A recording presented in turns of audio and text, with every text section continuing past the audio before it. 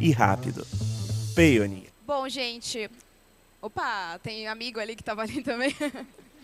A gente vai começar o nosso painel, que eu sei que é um pouco diferente do conteúdo que tem aqui normalmente na Campus Party, mas a gente vai fazer um paralelo bem interessante entre programação e criação de roupas manuais, dois temas que parecem super distantes, a gente vai conectar aqui agora nesse painel. Eu sou a Marie Castro. Eu sou a Sil Todeschini. E nós somos o Moira, também uma comunidade que está aqui.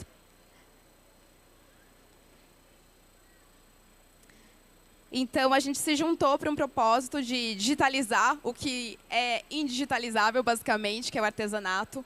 E nesse processo de fazer o nosso aplicativo, que a gente vai explicar um pouquinho mais para frente, a gente foi fazendo uma pesquisa e entendendo como são as relações do artesanato com a programação em si. Eu sou a Marie Castro, sou criadora de conteúdo digital, trabalho com internet, basicamente, desde que eu me dou por gente. Quando era criança, eu programava HTML, sempre gostei de Flash, várias linguagens. Fui para o lado da moda, fui estudar moda, participei de várias Fashion Weeks, exportei, tinha uma marca de artesanal, inclusive, que eu exportava para o Japão. Comecei a fazer conteúdo em 2017 para as redes sociais. Hoje em dia, meu canal é uma referência no meio de crochê, eu estou usando crochê aqui. E colaboro com a empresa Círculo, tenho curso na Doméstica, já gravei também um segundo curso com eles. Colaboro com a Círculo USA. Ontem eu estava num painel internacional de podcasters na Vogue Knitting também. E agora o meu próximo passo, e porque eu estou aqui na Campus Party, é porque a gente está dando um passo para o digital também, que é com o Moira, que é a nossa rede social, mais marketplace para artesãos. Eu sou a Sil Todeschini, como eu já falei, mãe artesã, empreendedora, faço o meu trabalho de crochê, programando o meu crochê desde os 9 anos de idade. Já trabalhei em empresas de moda também, já trabalhei em empresas têxtil, já fui CLT, mas há muito tempo eu saí, já faz mais de 30 anos que eu saí e fui fazer só mesmo o artesanato. Tenho uma rede social, também entrei em 2017 nesse mundo digital. Em 2013 eu criei meu canal, criei página, e foi lá que a gente começou a disseminar, né, a arte do crochê e o trabalho que a gente fazia. E também, dali, tudo conduziu à criação de conteúdo, que é o que eu faço hoje no Instagram. Então, eu tenho uma rede consolidada também no Instagram e no YouTube, ensinando e falando sobre esse artesanato que é tão lindo. E agora estamos, né, com o Moira, trabalhando também, ainda continuamos, de artesão para artesão, que a gente vai explicar logo a seguir. E ela é TikToker também, super famosinha no TikTok.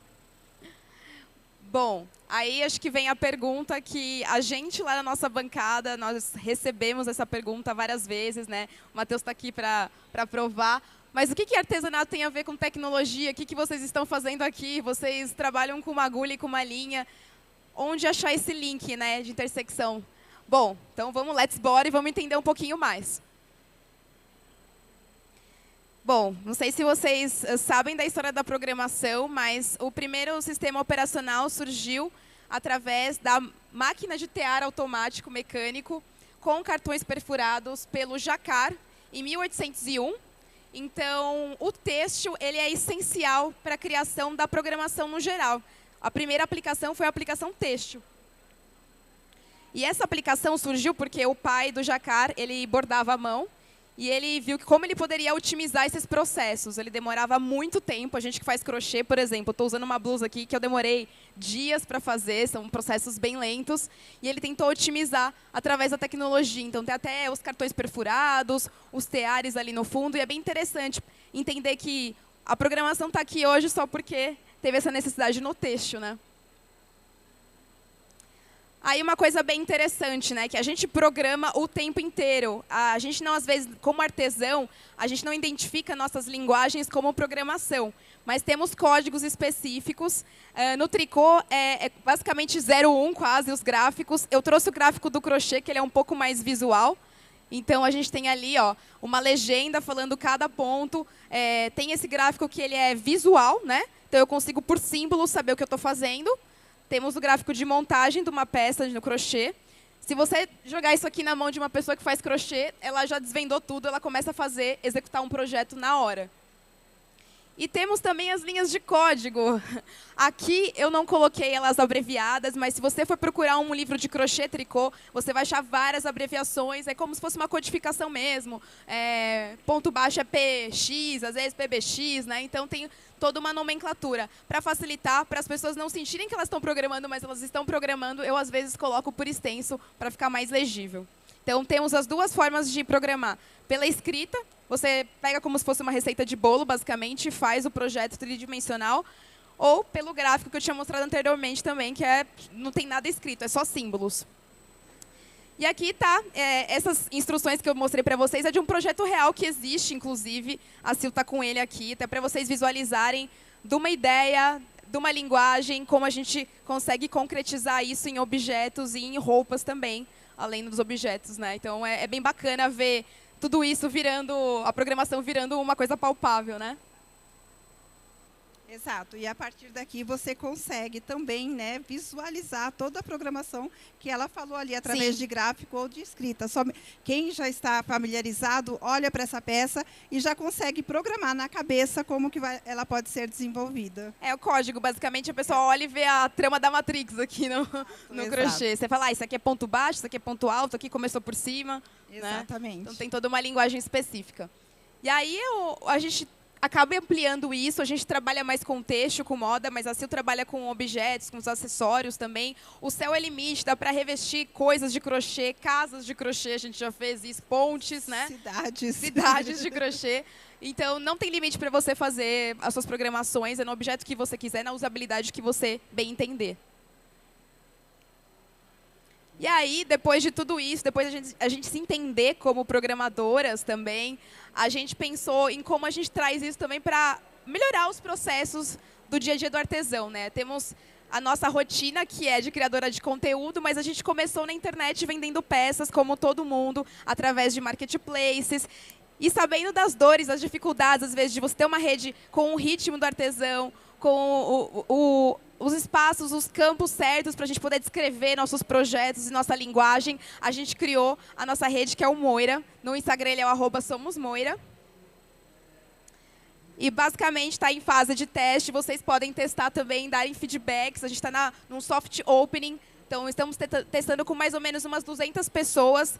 Temos um mailing list por volta de 4.000 pessoas que vai receber na próxima etapa. E também o pessoal, todo o público vai receber perto do Natal esse link para poder testar. E a gente está aprimorando, recebendo esses feedbacks, entendendo esse lado do TI também, que é uma coisa que a gente...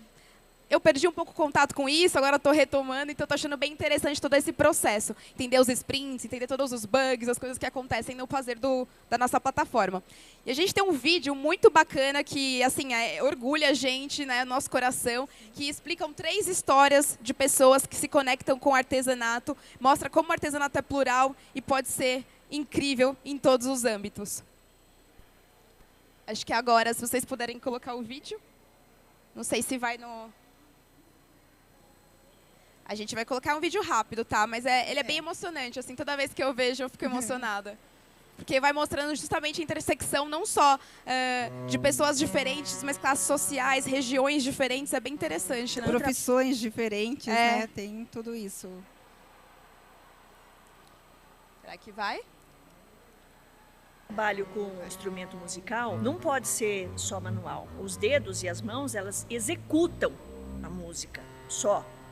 A música, ela não é feita com as mãos, a música é feita com o coração. E eu sinto que no crochê é muito isso também. Meu nome é Ana Valéria Polis, eu sou primeira contrabaixista aqui da Orquestra Sinfônica do Estado de São Paulo, mas não sei pensar a minha vida sem crochê também. Eu acho chiquérrimo a pessoa perguntar, gente, quem que fez essa roupa? Eu falo, menina, fui eu, você acredita? Não tem na loja, não tem no Brasil. E aí? Meu nome é Bianca Toca Fundo, eu sou atriz e hoje eu posso dizer que eu sou uma crocheteira. Crochê é arte, tricô é arte, bordado é arte, toda arte é uma forma de expressão. Meu nome é Renata Cristina, também sou conhecida como Lady Brown e eu faço crochê há 15 anos. O Moira ele é uma comunidade, através de um aplicativo, para conectar artesãos e a gente entende que é um local para o artesão fazer negócio e para a pessoa que é entusiasta aprender novas técnicas, consumir projetos, enfim, conhecer novos criadores também. Então o Moira ele é uma conexão entre as pessoas. Eu sou a Marie Castro, eu trabalho com criação de conteúdo digital e faço artesanato na internet.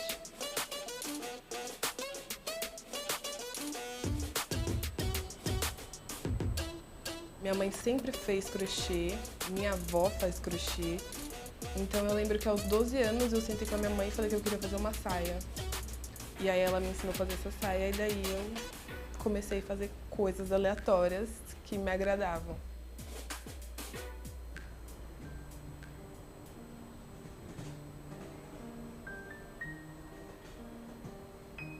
Em 2013 eu tive um câncer na tireoide e como eu já era atriz em 2013, né?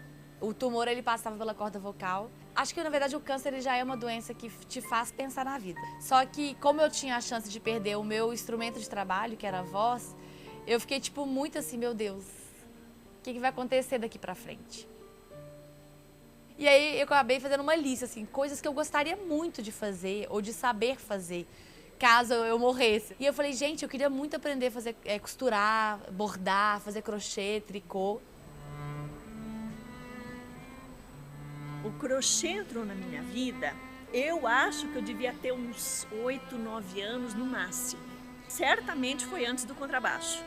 Aí teve um período que fiquei sem o crochê, porque foram acontecendo outras coisas na minha vida, né? Eu fui estudar fora e voltei, depois entrei em depressão, eu fui na psiquiatra, tinha que tomar remédio e tal, não sei o quê. Aí eu vi que o remédio também não era uma coisa muito boa, era uma coisa que camuflava o seu estado de espírito, né? O problema continuava lá, então tinha que fazer terapia. Aí fui fazer terapia. E aí quando eu cheguei em casa, eu joguei na internet, como fazer crochê.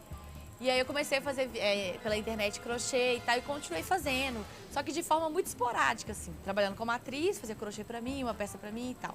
Quando foi em 2020, eu tava morando no Rio de Janeiro, trabalhando como atriz. E aí veio a pandemia e todos os trabalhos que eu tinha, os que estavam rolando e os que poderiam rolar, eles foram cancelados. Porque eu tava no meio de uma confusão, sem saber o que ia acontecer, o mundo parado. Aí eu falei, meu Deus, o que eu vou fazer? A minha mãe é testemunha de Jeová. Eu sou candomblessista e bissexual. Então, assim, os mundos não batem. Então, a gente se afastou quando eu resolvi assumir toda essa questão da minha vida. As pessoas elas têm referências, histórias diferentes. E eu acho que com o Moira a gente consegue conversar com todo mundo na mesma língua, que é o artesanato. E aí fui fazendo terapia e fui fazendo crochê, fui fazendo terapia e fui fazendo crochê. E eu sempre conversava dos meus projetos com crochê na terapia. E aí quando eu fui vendo que eu gastava a minha hora todinha só falando de crochê, eu falei, pronto, já sarei. Porque eu não estou falando dos meus problemas, só estou falando do crochê. E eu falei, gente, acho que eu vou criar um Instagram para poder falar de crochê.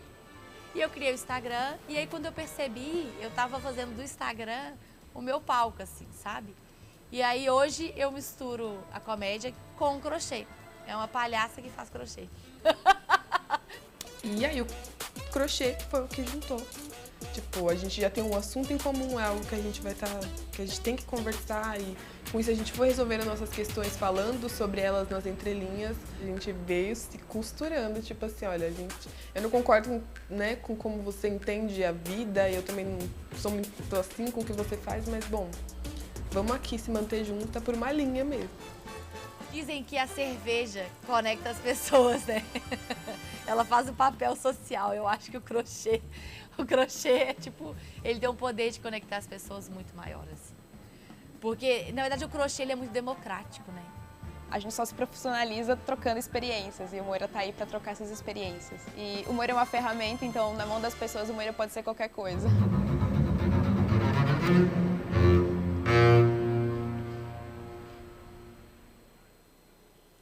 Bom, essas foram as 3 histórias que a gente escolheu para apresentar a nossa rede social, nosso marketplace, que é o Moira. É um processo super difícil para a gente, que é artesã, encontrar e ocupar espaços na tecnologia, nos enturmarmos, criarmos conexões. É um processo que a gente está vivendo já desde a pandemia. A gente também foi bem maluca, né? A gente resolveu empreender durante a pandemia e fomos conhecendo as pessoas do meio, equipes, aprendendo como cobrar os sprints. A buscar, né? Porque a princípio a gente não sabia direito nem aonde buscar. Sim. Então a gente foi um processo de aprendizado assim do zero mesmo, né, para a gente. Como você disse, você fazia um pouquinho de HTML, eu não fazia nada.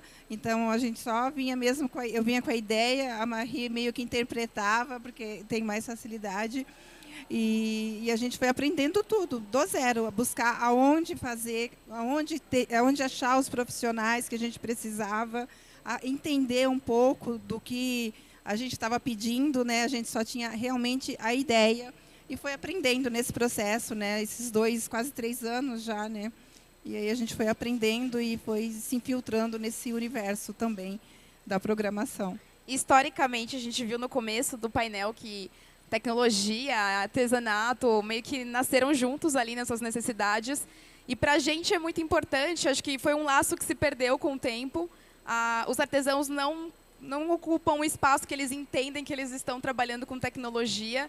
E a gente quis criar esse primeiro movimento aqui na Campus Party. Acho que é a primeira vez que tem uma comunidade. Nós temos uma bancada aqui também de artesãos. Somos, nossa, acho que mais de 20, 30 pessoas, né, no total 30, da campus. Mais de 30. Com atividades, cada 1 hora a gente tem atividade, workshops, painéis, explanando várias questões do artesanato, porque o artesanato não é só o fazer manual, só a programação, tem uma questão social muito importante, sustentabilidade também, que é uma coisa que a gente permeia bastante no Moira.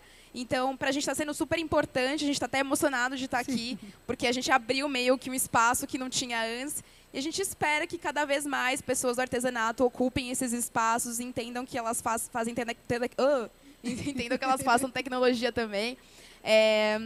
Que mais que eu queria falar? Eu acho que o que é importante falar é se vocês quiserem, se vocês trabalham com tecnologia, a gente está aqui para fazer contatos também. Então, se vocês podem colaborar com alguma parte de tecnologia, de segurança, de pagamentos da nossa plataforma, somos super abertas, né? Tem nossas redes sociais também, para a gente passar depois. Queremos esses contatos, porque para a gente a Campus também é um espaço para fazer contatos, né? Um networking melhor. Eu acho que a gente está no campo certo, né? Assim, tipo, aqui tem muitas sementinhas. Eu acho que é o local certo para a gente plantar a nossa sementinha, já que a gente está entrando nesse universo agora também, né? Então, estamos aceitando contatos. E aí a gente abrir agora, acho que a parte de perguntas, né? Eu acho que já foi todos os... A gente queria agradecer quem está aqui. Eu tentei ser o mais breve possível, que eu sei que tem várias palestras legais aqui para vocês acompanharem. Se tiver qualquer dúvida, então, agora a gente tem esse microfone aberto para vocês perguntarem ou fazerem um elogio, ou quiserem fazer alguma sugestão também, estamos aí. Ninguém? Alguém leva?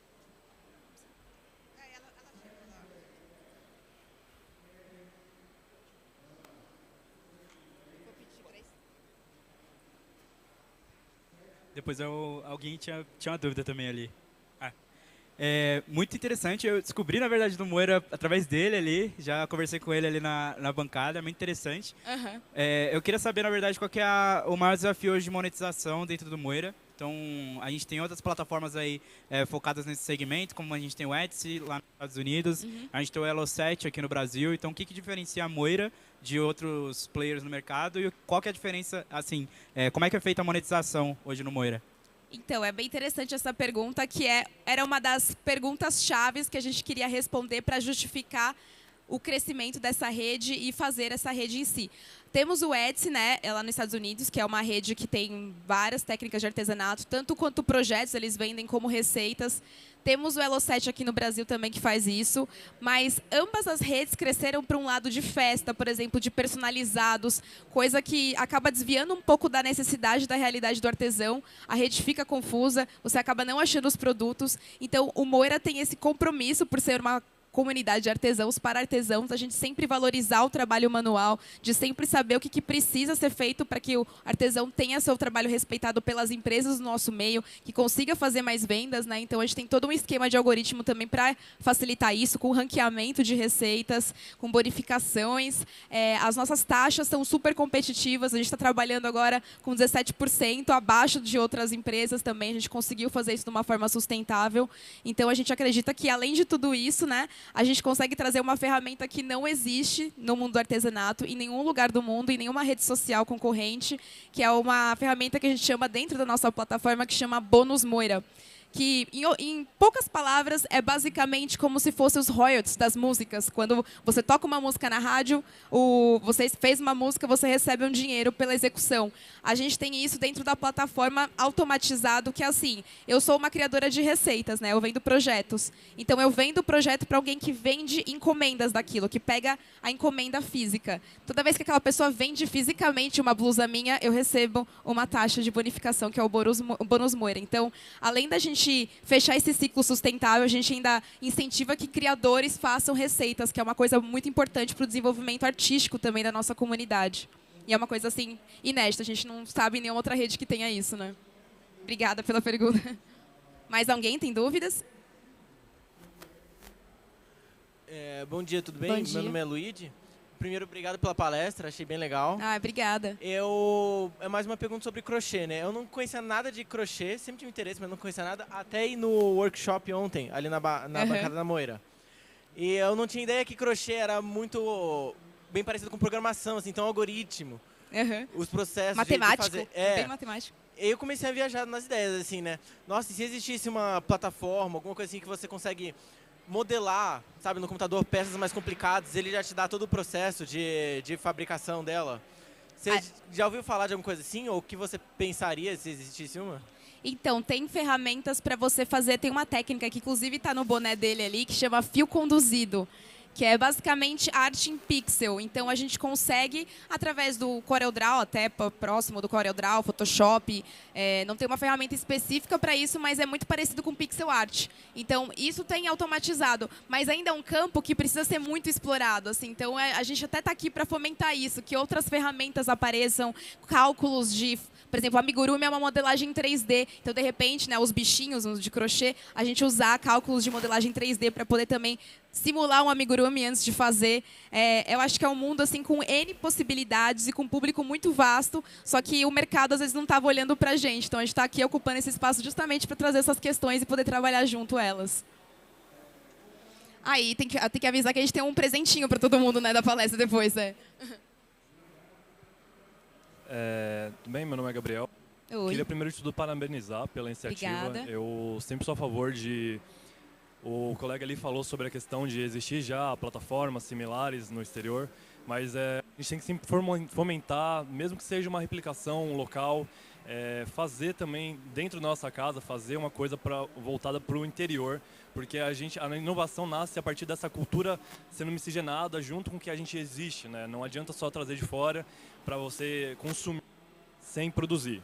Então, produzir aqui dentro é uma parte do processo de criação, eu acho que isso é uma parte da inovação.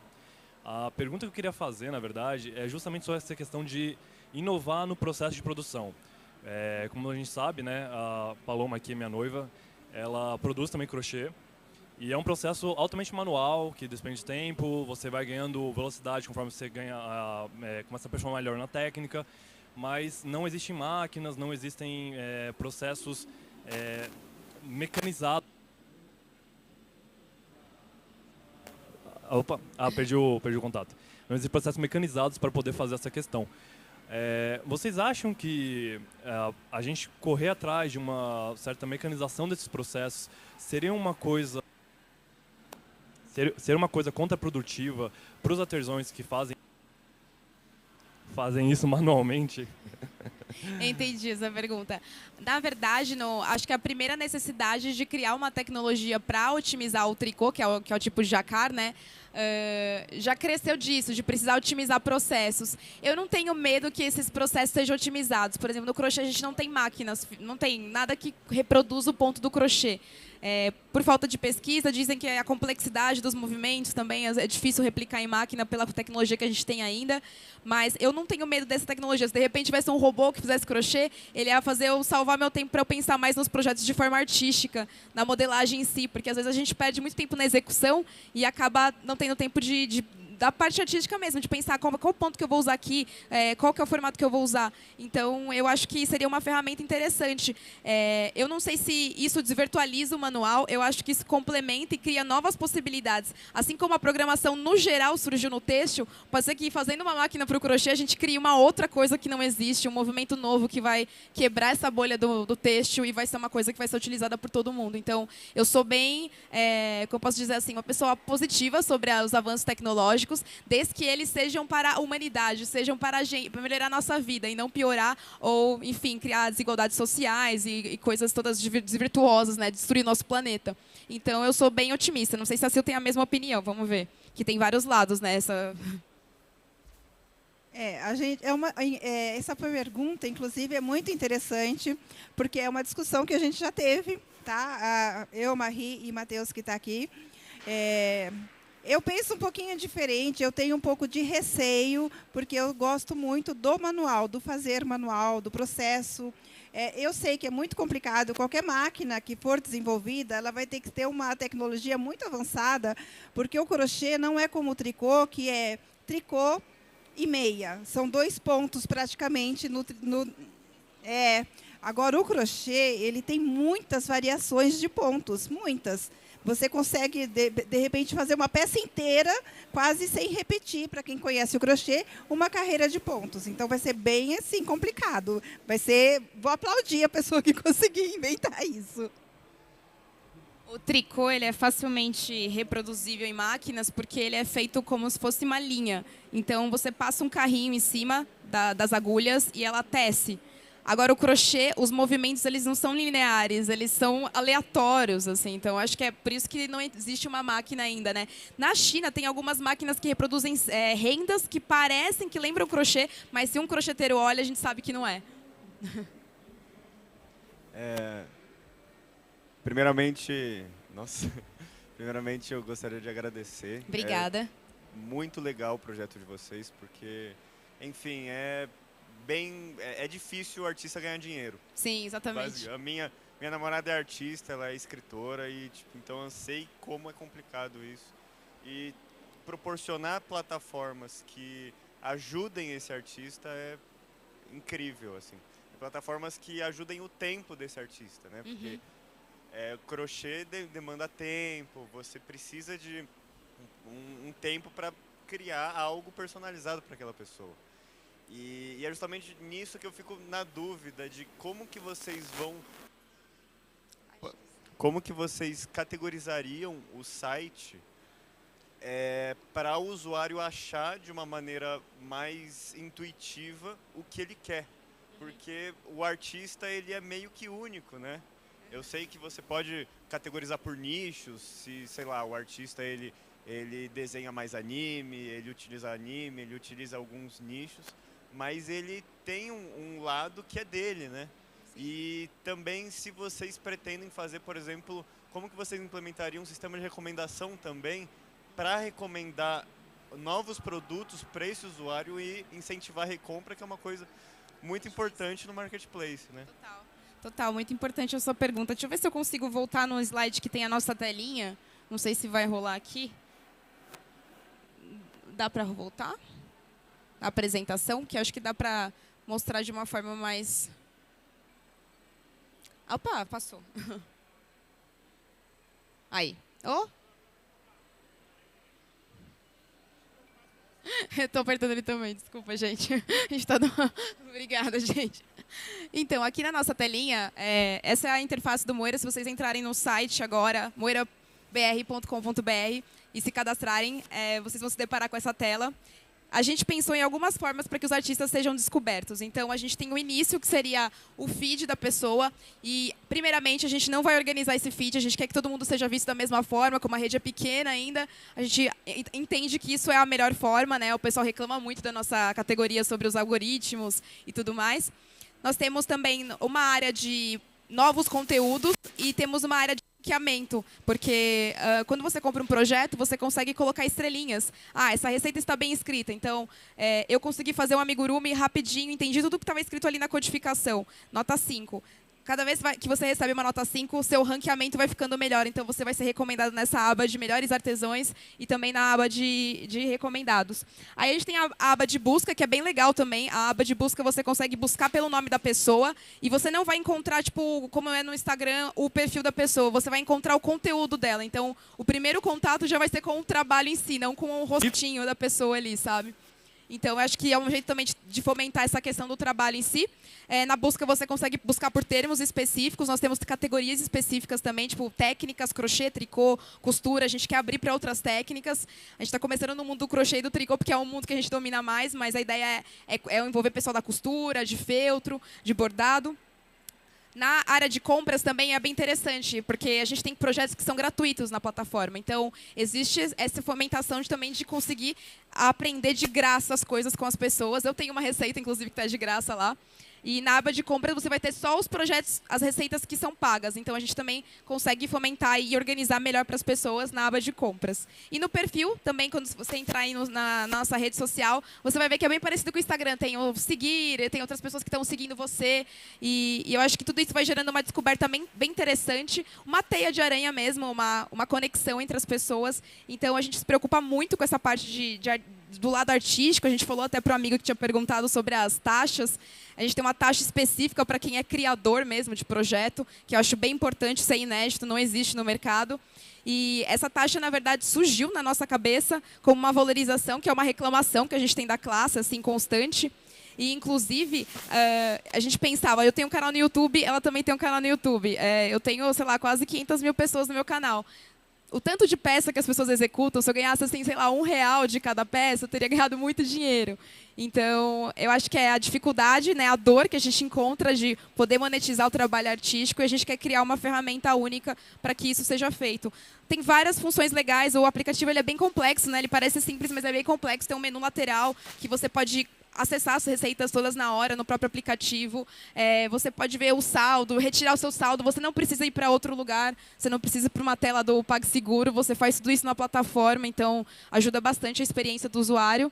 E é um aplicativo que, a primeiro momento, parece simples, mas ele tem várias complexidades para ajudar, né, o artesão. Obrigada. E aí, Sil, você tem alguma coisa para falar disso?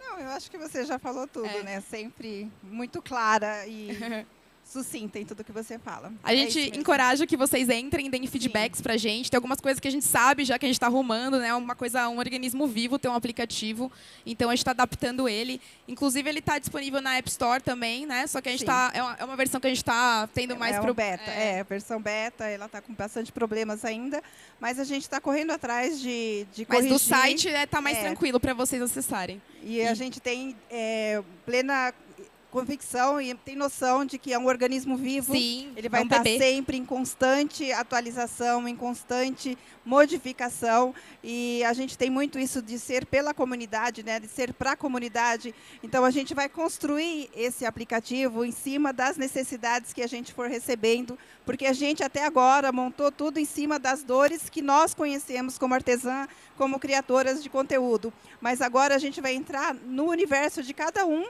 dos usuários que fizerem lá a sua inscrição e repararem, não, eu precisava tanto disso, isso aqui não está suprindo a minha dor, então acho que a gente vai correr muito atrás disso nos próximos anos. Tem uma coisa bem interessante também para falar, que uma grande dificuldade do artesão é, como ele falou, o processo é lento. Então, você cria um projeto para você executar, por exemplo, eu estou aqui com essa blusa, para eu executar 10 blusas dessa, eu vou precisar tipo de, sei lá, 1 mês ou mais para conseguir fazer. E o aplicativo, ele faz com que você tenha uma gama de artesãos à sua disposição no Brasil inteiro fazendo o seu projeto. Então, assim, vem uma loja, quer comprar 20 da minha blusa, eu falo, olha, entra no Moira e encomenda com os artesãos. Da geolocalização vai aparecer os artesãos para você e você vai conseguir encomendar. Então, acaba dando oportunidade de negócio para quem executa também, não só para quem cria, que é bem importante.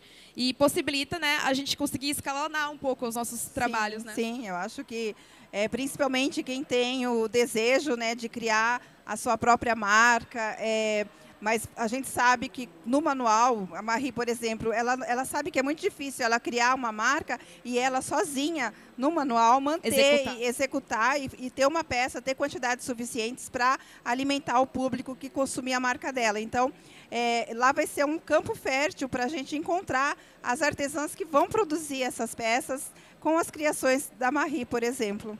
Quando você clica, só para tentar exemplificar um pouco no aplicativo, quando você aperta aí comprar, você consegue comprar ou a receita e vai aparecer, se tiver gente disponível para encomenda, vai aparecer comprar o produto, fazer uma encomenda. Então você consegue fazer as duas coisas através desse anúncio, né? Até porque quando a pessoa, o usuário que vai lá e compra uma receita, já tem o campo, uma opção para ele, que é para ele se candidatar a produzir essa receita. Isso. Tem uma pergunta de novo ali, acho.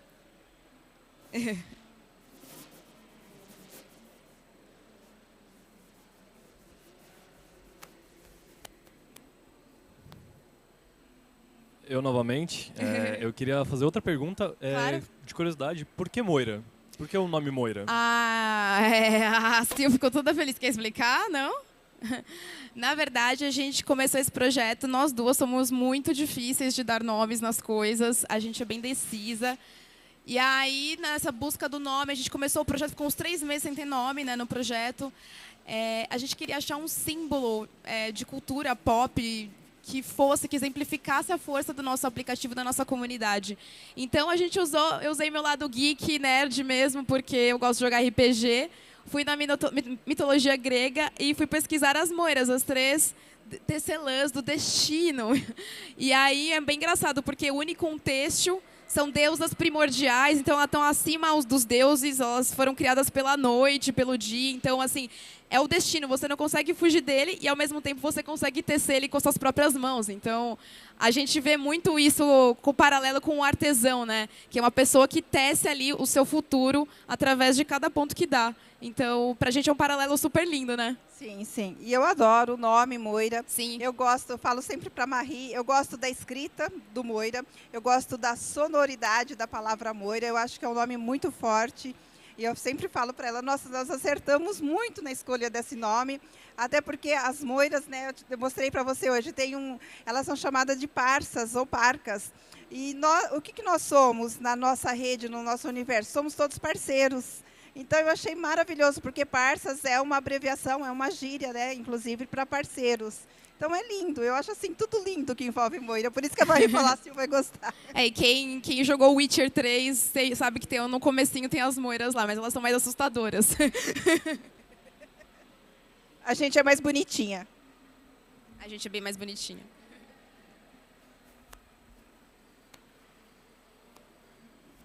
Oi. Eu não tinha percebido que vocês estavam pensando em fazer essa escalabilidade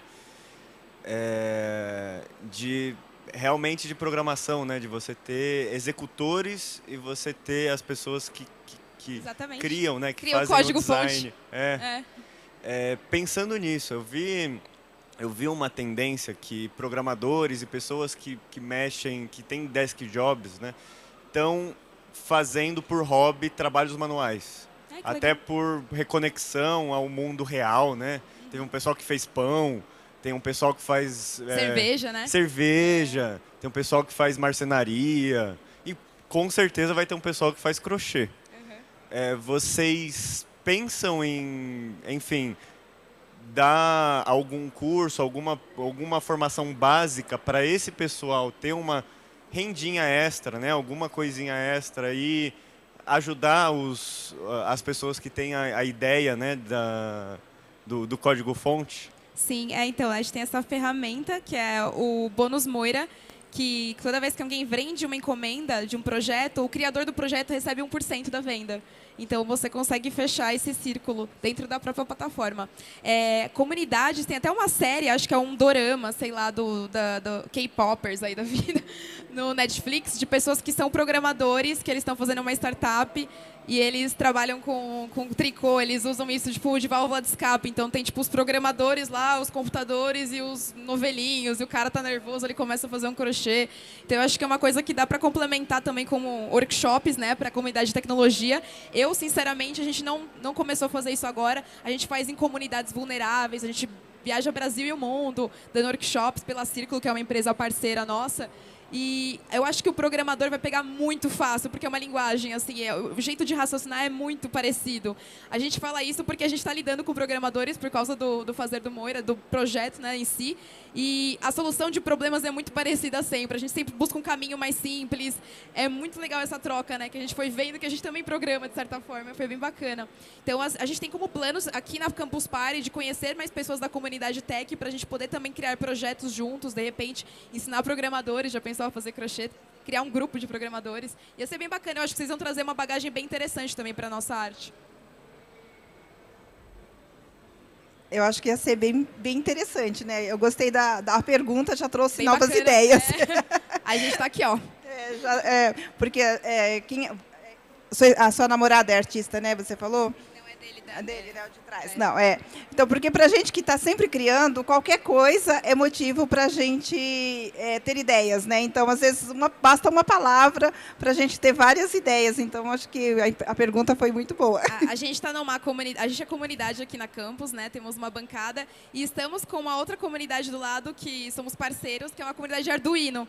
E se você for no Reddit, você vai ver vários projetos de Arduino com crochê, tipo bolsas, mandalas, com circuitos. É muito interessante. É uma coisa que a gente quer trazer também um pouco para o nosso universo.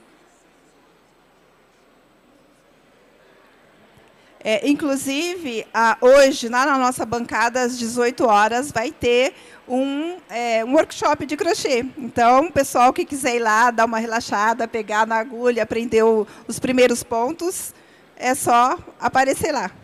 E um outro paralelo também da cultura maker, né? Que às vezes a gente, como faz artesanato, a gente não se inclui nesses espaços. Tem uma arena maker aqui. Quem sabe ano que vem a gente traz alguma coisa de crochê com Arduino, né? Para arena maker. Tá. Olá, tudo bem? Parabéns aí pela apresentação, pelo trabalho. Eu queria fazer uma pergunta talvez um pouco mais ampla. Até porque realmente eu não conheço absolutamente nada disso, né? Para mim, crochê e tricô era a mesma coisa até há 5 minutos atrás. Sim. Tá o meu nível de conhecimento. Como é que funciona? Qual a experiência de vocês com relação a crianças e crochê? Como é que é isso daí? Então, na verdade, o tricô ele é usado em escolas Waldorf, essas escolas alemãs, para ensinar coordenação motora para as crianças. Então, elas usam as duas mãos para fazer o tricô. E isso é ensinado antes de aprender a ler, escrever e tudo mais, para ela desenvolver uma coordenação melhor. Então, eu acho que tem muitos processos de aprendizado que a gente consegue resgatar nas artesanias. Na verdade, a maioria das pessoas, acho que você também começou criança, né? E isso dá um olhar bem diferente também para a gente, artístico. Sim. Inclusive, já dei aula para crianças, né? Também. As crianças aprendem com muita facilidade, independente da idade. E é muito... A maioria de nós, né, assim, são poucas exceções, claro, todo mundo pode aprender com qualquer idade. Você pode chegar lá na nossa bancada e aprender a fazer o crochê hoje. Mas a maioria de nós acaba começando criança mesmo, bem jovem. E é uma coisa que eu acho que a criança, quando ela aprende, ela vai ter uma satisfação muito grande. Ela vai ter aquele sentimento de realização. Eu consegui produzir algo. Né? Materializei a produção de alguma coisa. Então, é muito bom. E é gostoso trabalhar com criança. Para mim era bem empoderador no sentido de até de me educar quanto ao meu consumo, porque eu faço desde criança, então quando eu tinha lá, sei lá, meus 12 anos, 13 anos, eu dava cachecol para meus amigos no aniversário deles ou no Natal, e eles têm isso até hoje, então até fazia eu repensar sobre o meu consumo, fazia meus amigos repensarem sobre o consumo, que eu acho que é uma coisa bem importante para os dias de hoje, né? Assim, sustentabilidade é um tema muito pertinente, né, no crochê. Inclusive para empreender, né? Porque eu comecei com com 10 anos e com 12 anos eu fiz a minha primeira peça e já não sabia o que era, não sabia o significado, mas eu estava empreendendo, porque a minha primeira peça eu já vendi. Eu queria consumir uma outra peça a qual eu não tinha acesso e foi através desse trabalho de crochê que eu consegui o meu primeiro dinheiro. Então, a gente já meio que foi picado pelo empreendedorismo. A minha primeira experiência, na verdade, com o Fazer do Moira foi dando unlock em umas situações que eu tive quando eu era muito criança, que eu nem lembrava, né? Dos resgates foi, na verdade, o HTML, que era uma coisa que eu fazia muito e deixei de lado por alguma razão. E a outra foi essa primeira experiência vendendo algo que foi totalmente do acaso. Eu tinha 8 anos de idade, eu fazia pulseiras de macarrão pintado com guache. E aí eu comecei a fazer um business assim na minha escola, comecei a vender, o pessoal pegava encomenda. Aí minha mãe, eu lembro que ela ficou meio brava na época. Não, dá para as crianças, tá? É macarrão. Mas assim, foi meu primeiro passo também de empreender e eu nem sabia o que era. Então acho que essa coisa de mexer com as mãos faz com que a gente desenvolva várias áreas, né? Da nossa personalidade, até do nosso destino, aquela coisa que a gente estava falando das moiras, né? Inclusive tem estudos científicos que as pessoas que fazem algum artesanato, crochê ou tricô, elas têm menos chances de desenvolver Alzheimer, por exemplo, porque o cérebro está em constante trabalho, né? A gente está ali quietinha no nosso canto, de repente não está falando com ninguém, só está crochetando, mas o cérebro está o tempo todo trabalhando, ele está o tempo todo em atividade, fazendo a ginástica cerebral que é necessário para todo mundo, né? Então, as pessoas envelhecem até melhor. É verdade. Acho que a gente tem que encerrar agora, temos 5 minutos, dá mais tempo de uma pergunta. Alguém vai fazer alguma pergunta? Tem ele ali atrás.